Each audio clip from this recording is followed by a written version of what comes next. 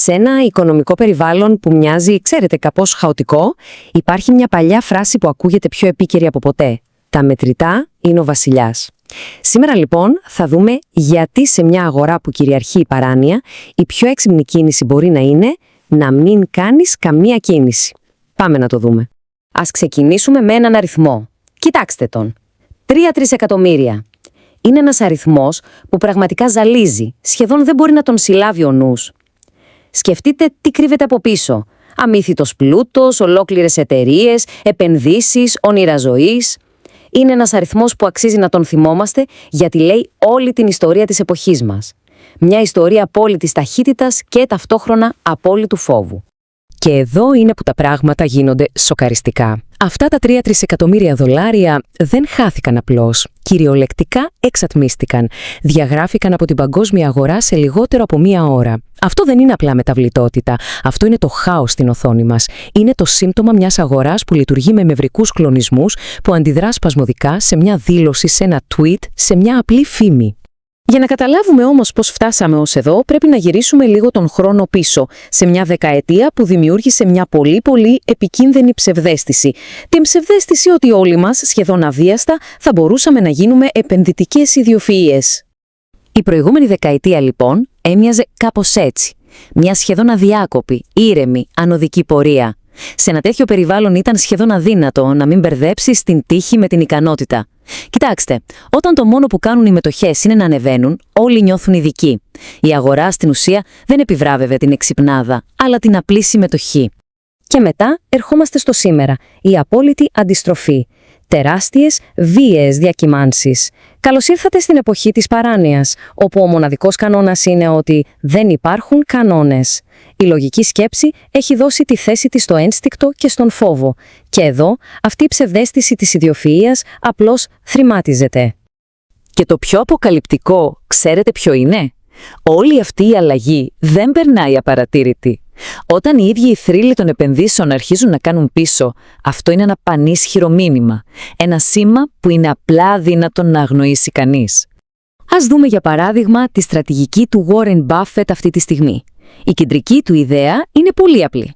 Όταν η λογική της αγοράς χάνεται, η σοφία επιβάλλει την υποχώρηση. Ο Μπάφετ δεν αυξάνει τα μετρητά του από φόβο, το κάνει επειδή αναγνωρίζει ότι οι κανόνες του παιχνιδιού έχουν αλλάξει τόσο πολύ, που η πιο έξυπνη κίνηση είναι απλά να μείνει στην άκρη. Και δεν είναι ο μόνος.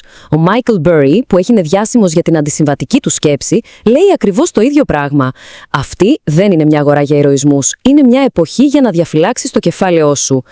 Λοιπόν, όταν ακόμα και οι πιο ανατρεπτικοί επενδυτές επιλέγουν την άμυνα αντί για την επίθεση, το μήνυμα είναι πραγματικά εκοφαντικό. Λοιπόν, αν οι μετοχές είναι ένα ναρκοπαίδιο, ποια είναι η εναλλακτική? Η κλασική απάντηση, σχεδόν ενστικτωδώς, είναι ο χρυσός. Το απόλυτο ασφαλές καταφύγιο. Αλλά είναι τα πράγματα τόσο απλά στη σημερινή πραγματικότητα? Ας ρίξουμε μια ματιά. Εδώ είναι που τα πράγματα περιπλέκονται. Η παραδοσιακή άποψη θέλει τον χρυσό ως το σίγουρο καταφύγιο, ως την προστασία από τον πληθωρισμό. Η σύγχρονη πραγματικότητα όμως είναι λίγο διαφορετική. Η τιμή του, τουλάχιστον βραχυπρόθεσμα, έχει γίνει όμηρος τεχνικών πιέσεων και αδιαφανών τεχνιδιών με παράγωγα που συχνά κρύβουν την πραγματική του αξία. Και σαν να μην έφτανε αυτό, προσθέστε και μια γεωπολιτική διάσταση. Βλέπουμε μια τεράστια μετατόπιση προς την Ανατολή, με χώρες όπως η Κίνα και η Ινδία να συσσωρεύουν φυσικό χρυσό, όχι απλά χαρτιά. Γυρίζουν την πλάτη στα χάρτινα συμβόλαια της Δύσης. Το μήνυμά τους είναι ξεκάθαρο. Θέλουν το πραγματικό μέταλλο, όχι την υπόσχεση. Και αυτό περιπλέκει ακόμα περισσότερο το παιχνίδι. Και έτσι, αφού οι μετοχές μοιάζουν με τρέλα και ο χρυσός με περίπλοκο γρίφο, φτάνουμε στην καρδιά της ανάλυσης. Τι μένει? Μένει η πιο υποτιμημένη, ίσως δύναμη από όλες, τα μετρητά. Και είναι καιρός να σταματήσουμε να τα βλέπουμε ως αδράνεια και να τα δούμε ως αυτό που πραγματικά είναι, το απόλυτο στρατηγικό όπλο. Η έννοια κλειδί εδώ είναι η προαιρετικότητα. Το να κρατάς μετρητά δεν σημαίνει ότι δεν κάνεις τίποτα. Σημαίνει ότι κρατάς στα χέρια σου τη δύναμη και την ευελιξία να δράσεις όταν εμφανιστεί η σωστή ευκαιρία με τους δικούς σου όρους και όχι επειδή σε αναγκάζει η αγορά. Μετατρέπεσαι από πιθανό θύμα των συνθήκων σε κυνηγό ευκαιριών. Αυτή η δύναμη δίνει δύο τεράστια πλεονεκτήματα. Πρώτον, την αγοραστική ισχύ. Τη στιγμή που οι άλλοι πουλάνε πανικόβλητοι, υπάρχει η δυνατότητα να αγοράσει κανείς ποιοτικά πράγματα σε τιμές ευκαιρίας. Και δεύτερον, ίσως το πιο σημαντικό, την ψυχολογική ηρεμία. Το να μπορείς να παρακολουθείς το χάος χωρίς να ρισκάρεις το κεφάλαιό σου, αυτό είναι το απόλυτο πλεονέκτημα πειθαρχίας. Όλο αυτό, λοιπόν, μας οδηγεί στο τελικό συμπέρασμα. Σε έναν κόσμο που μας επιβραβεύει για τη συνεχή δράση, αγορά, πώληση, κίνηση, ίσως η πιο σοφή στρατηγική να είναι και η πιο αντισυμβατική. Η στρατηγική της συνειδητής απραξίας. Υπάρχει μια φράση που τα συνοψίζει όλα. Η αγορά τιμωρεί την αλαζονία πολύ πιο σκληρά από την άγνοια. Με άλλα λόγια, θα συντρίψει εκείνον που νομίζει ότι τα ξέρει όλα και θα επιβραβεύσει εκείνον που με ταπεινότητα παραδέχεται ότι δεν ξέρει και περιμένει. Γιατί η υπομονή σε τέτοιες συνθήκες δεν είναι παθητικότητα, είναι ενεργή στρατηγική. Επομένως, σε αυτόν τον κύκλο της αγοράς, μέσα στη δίνη της παράνοιας, το συμπέρασμα είναι ένα. Ο βασιλιάς φοράει το στέμμα των μετρητών. Η ρευστότητα δεν είναι απλώς δύναμη, είναι απόλυτη κυριαρχία.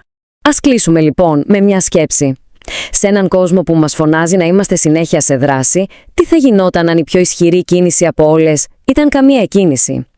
Τι θα γινόταν αν η πραγματική δύναμη δεν κρύβεται στην αδιάκοπη κίνηση, αλλά στην πειθαρχημένη υπομονή, περιμένοντας απλώς την ιδανική στιγμή για να δράσει?